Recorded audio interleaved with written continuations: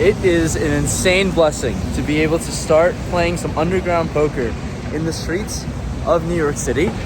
And I'm going to show you guys into another private game, which is so cool because I'm just walking around the city here and I love it. But we're playing 25.50 today and there's Black Friday coming up.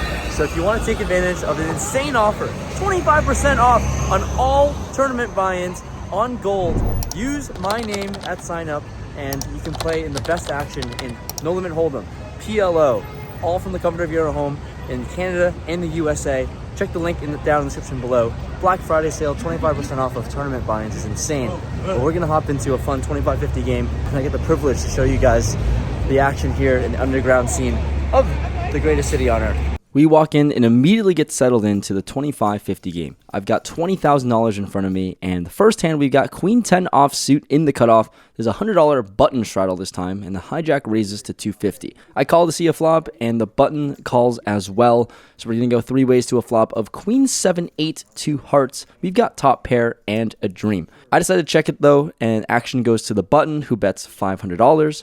The original raiser and the hijack folds, and with top pair, not going to go anywhere, I make the call. Turn now comes a king. Not amazing to see, but still feel like my hand can be best a lot of the time. I check it to my opponent, and now this time he fires out $1,200. And what am I going to do, guys? I flop top pair. I'm not going to fold to one street here. I make the call yet again. In the river, bink, it's a 10. I thought about leading here, but I decided to just check, and my opponent immediately checks it back with Queen Jack. So we get super lucky. Maybe we could have gotten some value on the river if I led, but hey, I'm not going to complain. Still going to take down a pretty nice pot to start the day. In the next hand, I've got Jack 10 offsuit in early position. The under the gun player raises to $125, and I decided to 3-bet this one to 400. Sure, you could fold this every single time, but I'm here in a private game and I'm ready to splash. The cutoff calls the 3-bet, and the under the gun player calls as well, so three ways to a flop of 7-7-5. Well, if I was thinking that my opponents don't have any premiums, this seems like a pretty good flop for me for a bet of 400, but when I get called by both opponents here, I'm feeling a little bit suspicious. The turn comes the 6 of spades, brings in a backdoor flush draw. I don't really want to put any more money in the middle at this point, so action's going to check all the way through. But then the river ace of clubs brings me an opportunity to bluff. If anyone's going to be having ace king or ace queen here in this spot, it has to be me. So I'm going to bet out $2,000 in the middle, hoping to just get both of the opponents to fold their pocket nines, pocket 10s or something like that. But the cutoff immediately makes the call, so my bluff is no good. And what's even worse is that the under the gun player raises to 7,500. What a sneaky check raise here. I'm immediately out of the way and fold. And the cutoff player ends up actually calling with ace jack of spades. So he rivers top pair, and that's actually going to win as the undergun player was full of it and bluffing.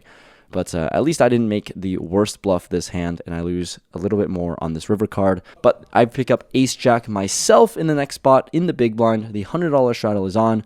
The button raises to $250. Small blind, 3-bets to $1,100, and I decide to put in a good old 4-bet to $2,300. Action folds to the small blind player, who ends up going all in, but it's not for much. It's about $6,000 here, so don't think I can just fold for such a good price. So this is a $12,000 all-in pot. But what's a better price and better deal is Gold's 100 buy-in tournament called Mystery Quest. There's $2 million in additional prizes added by WPT, and you can win your way to Las Vegas. You do have to act fast, as you have until December 9th to qualify. It's a very friendly tournament, and just use my name, Rampage, in the link below. So we're all in here, and we end up running it 2 times. Let's go, baby. I've got ace jack high on the first board, which can't be any good. Chris, you move over, give Yokai your share. I win that one. And then I turn the nut flush on the second board, and I'm pretty confident I'll win that one. And we end up chopping it against ace queen. So very lucky to hit some diamonds on the second board. I typically always want to go one time, and I get saved here chopping up this pot. Shortly after, some big pots happen around the table, and I add on for $60,000 total now. The blue chips you can see are numbered to 50, but actually they're playing as 5Ks. Whenever I go to a new spot, the game ends up running out of chips early on, so we're using 50s as 5Ks. Don't be alarmed. We got some action pumping up here. We've got the $100 and $200 straddle on in this hand here, and I've got King Jack offsuit on the big blind. Action folds to me, and I raise it up to $800. We get both of the other opponents in the blinds to make the call, so 3 ways to a flop. I'm out of position to Queen 10-10 to spades. I've got an open-ended straight draw, and that's pretty good, but I check. Everyone ends up checking. The turn brings a 3rd spade, so sitting with the king of spades here, I think this is a really great time to go for an overbet, trying to force out some folds. So I bet $3,200, but immediately the player in the big blind is all in for less. He's got about $3,000 in his stack. And when the other opponent folds, we decide to go it one time, and we bink the ace of clubs on the river for a straight, and that's going to beat Queen Jack of clubs. Very sneaky for this opponent to have checked top pair, but I finally win a pretty big pot, and I'll take this one down. Lucky that the $200 straddle was on, we were able to get it in, and I'll take this one. Hoping to use the momentum to good use, I've got ace-5 offsuit in the $200 straddle next. There's a low jack raise to $600, and only I defend. So heads up, the flop is ace-jack 6 to diamonds. I check it with my top pair, and my opponent fires out a small bet of $300. Here, I actually am a little bit suspicious of this small sizing, but I'm not going to go anywhere. I make the call. Don't think I'm going to be raising. Seems crazy. The turn is a 4, so that's nothing for me. Action is going to go check, check now, and I feel much better about the strength of my hand, and we're off to a river, which comes a 10. I'm kind of torn here, to be honest, about betting or checking, but in games like these, I just want to just fast play some value, and even though it's pretty thin, I bet $1,200 into the middle with top pair, hoping a pair of jacks or 10s could not believe me, and when my opponent goes in the tank for a while, I do think I have the best hand, luckily, and he ends up calling. I'll take it down. Woo! We've got some momentum, winning 2 hands in a row, and this next spot is really tricky. I'm in middle position with pocket 8s, and the player to my right raises to $600. There's a side bounty game going on where people are incentivized to splash around, so I'm trying to target this specific opponent and 3-bet to $3,000, making it really large. Action ends up folding all the way back to this opponent, and he decides that $3,000 isn't enough. He makes it $8,000, and here we go. We might be playing the biggest pot of the night right now.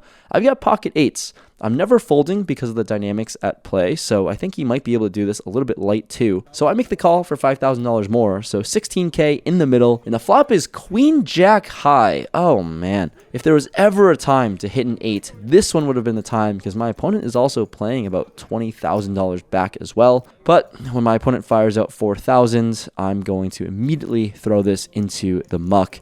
And I see I lose to King-Queen offsuit. So yeah, maybe my read was right. He was very capable of putting in light 4-bets, but sadly, the Queen high flop does me no justice, and I lose $8,000 right off the rip. So all that momentum I just made, gone. But we improved to pocket 9s in the next spot. I'm in the $100 straddle, and there's an under the gun raise to $250. The cutoff makes the call, and now onto me. I'm thinking $250 is just not enough. I'm buried in this game now, down about $20,000. So I make it $1,500 to go, and we get action. Both of these opponents make the call, and we're off to a flop of 9-3 deuce. We found the bink flop of the world. I'm going to slow play and check, because how else can anyone have anything? Under the gun player checks as well, and then the cutoff player throws 1,700 into the middle. Music to my ears. I'm just going to slow play. It's a dry board. It's top set. Let's get after it. I make the call, hoping to build up the pot, and the other player folds. The turn, 9. Oh my goodness, it's quads. It feels like it's been forever since I've had quads in a poker game, and I'm going to check, hoping somehow this guy could just bluff off his stack, but he checks this one back. Now the river comes another board pairing deuce, so a complete brick, and looking at his stack, he's got about 6,000 there, and you've got quads. I kind of want to play for all of it. I don't really trust this opponent to bet his $6,000 stack in the middle himself, so I'm going to do it for him. I put all the blue chips in the middle, signifying my opponent will be all in if he calls, and he goes into the tank, and I'm just praying, man, please call. I've been having a pretty rough night, or up and down night at least. I just lost $8,000 pre-flop with pocket 8s the hand before. This one would be a really great one to win, and he sticks it in. Let's go. Getting paid by quads is insane. I show the hand, of course.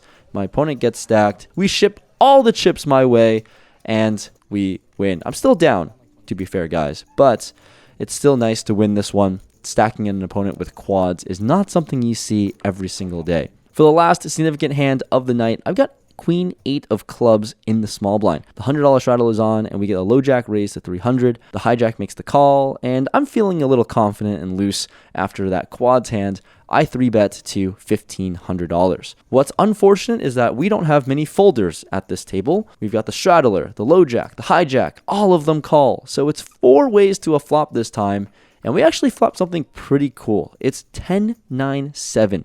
We've got an open-ender, and one of the open-ender is basically to the nuts if the jack comes. Action, sadly, though, checks all the way through somehow, so no one wants to put money in the middle.